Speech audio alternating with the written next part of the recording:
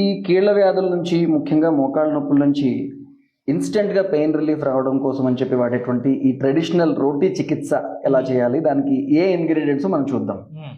Very simple ingredients అండి. గోధుమ పిండి అందరి ఇంట్లో ఉంటుంది. సాయంధవ లవణం ఈ మధ్యకాలంలో అందరిళ్లలో ఉంటుంది. ఒకవేళ సాయంధవ లవణం లేకపోతే ఉప్పు, నార్మల్ ఉప్పు.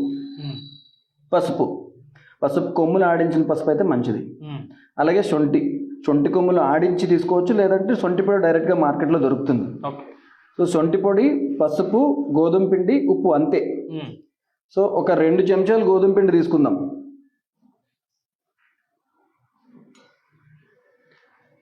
ఒక 1/2 చెంచా శొంఠి పొడి, 1 చెంచాడు సాయంధవ లవణం, 1 చెంచాడు పసుపు. వీటిలన్నింటినీ బాగా కలిపి మామూలుగా చపాతీ పిండి ఎట్లా తయారు చేసుకుంటామో అట్లా పిండి ముద్ద తయారు చేసుకోవాలన్నమాట. సో ఆ పౌడర్లో నీళ్లు కలిపి మనం ఎలాగైతే చపాతీ ముద్దలు తయారు చేసుకుంటామో అలాగా ఇలా ముద్దలు తయారు చేసుకుంటాం. 2 మోకాళ్ళకి అవసరం అయితే 2 ముద్దలు తయారు చేసుకుంటాం. దీన్ని మామూలుగా మనం చపాతీ ఎలా ఒత్తుకుంటామో అలా ఒత్తుకుంటాం అన్నమాట.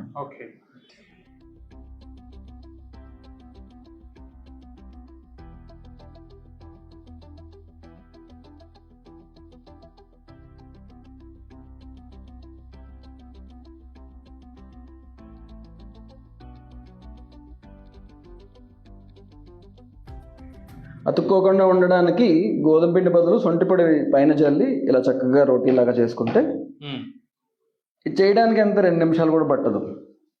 పలుచగా రోటీ అయిపోయిన తర్వాత దాన్ని మనం పెనం మీద రెగ్యులర్గా చపాతీ ఎలా కాలుస్తామో అలాగే నువ్వుల నూనెతో కాల్చాలి.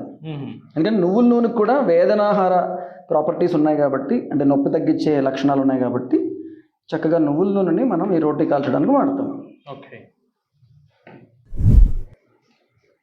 సో ఈ రొట్టె కాల్చడానికి మనం నువ్వుల నూనె తీసుకుంటాం. ఒక 2 చెంచాలు నువ్వుల నూనె వేస్తే సరిపోతుంది. రెగ్యులర్గా మనం చపాతీ ఎట్లా కాలుస్తామో అట్లనే కాలుస్తాము.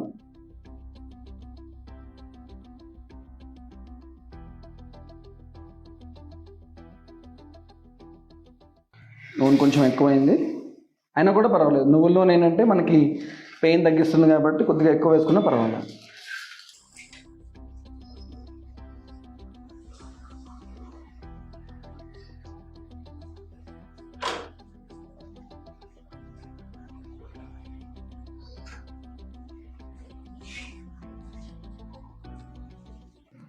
పసుపు ఉండడం వల్ల కొంచెం ఎల్లో కలర్లో కనిపిస్తోంది. ఈ పసుపు, శొంఠి ఈ రెండిటికి చక్కటి యాంటీ ఇన్ఫ్లమేటరీ, అనాల్జెసిక్ ప్రాపర్టీస్ ఉండడం వల్ల ఇన్స్టెంట్గా వాపుని, నొప్పిని తగ్గించడానికి చాలా ఉపయోగపడతాయి అన్నమాట. సో నువ్వుల నూనె అనేది మనకి అందుబాటులో లేనప్పుడు ఇంకేదైనా ఆయిల్ వాడుకోవచ్చు. నువ్వుల నూనె లేకపోతే శనగ నూనె, కొబ్బరి నూనె వాడుకోవచ్చు.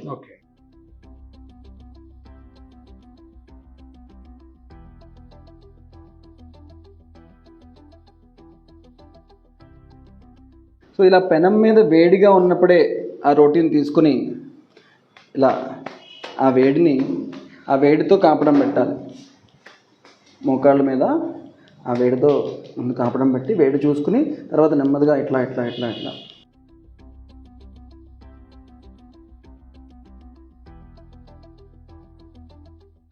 ఇలా 2-3 సార్లు చేయొచ్చు ఒక పార్ట్.